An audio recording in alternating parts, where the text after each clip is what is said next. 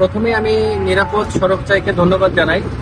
তারা রাস্তায় যেন মানুষজন নির্বিঘ্নে চলাচল করতে পারে সেই নিয়ে তারা গুরুত্বপূর্ণ ভূমিকা পালন করে থাকে। আপনারা জানেন আমরা ডুমুরিয়া উপজেলায় এমন একটা জায়গায় আছি, এখান থেকে 0 পয়েন্ট থেকে চুকনগর পর্যন্ত এই জায়গাটি অত্যন্ত দুর্ঘটনা প্রবণ এবং প্রায়শই দুর্ঘটনা হচ্ছে এখানে।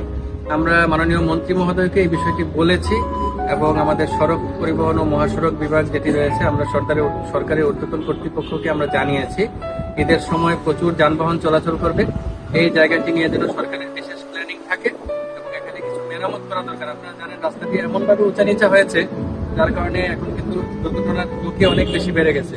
এই জন্য আমরা সরকারের কাছে অনুরোধ জানিয়েছি এটি যেন দ্রুত মেরামত করা হয়। পাশাপাশি আমরা যারা ডুমুরিয়ায় নিরাপদ সড়ক নিয়ে কাজ করি, নিরাপদ সড়ক চাই সহ আমাদের ট্রাফিক পুলিশ বিভাগ কাজ করে এবং আপনারা যারা আছেন আমরা সকলে মিলে, আমরা উপজেলা প্রশাসন রয়েছে, আমরা সকলে মিলে চাই মানুষজন ঈদ যাত্রায় বাড়ি আসবে, বাড়ি থেকে নির্বিঘ্নে ফিরে যাবে, এই যাওয়া আসার মাঝখানে কোনো ধরনের দুর্ঘটনা যেন না হয়। আমরা সকলের জায়গা থেকে আমরা সকলের যথাযথ ভূমিকা রাখবো এবং সড়ককে আমরা সবাই মিলে নিরাপদ রাখার চেষ্টা করব। এবং মোটরসাইকেল অ্যাক্সিডেন্ট প্রচুর হয়, আমরা পাম্প কর্তৃপক্ষকে অনুরোধ করব হেলমেট ছাড়া যে সকল মোটরসাইকেল নিয়ে আসে তাদেরকে যেন কোনো ধরনের ফুয়েল না দেওয়া হয়। আমরা একটা নিয়মের মধ্যে থাকতে চাই এবং সড়ককে নিরাপদ রাখতে চাই। ধন্যবাদ।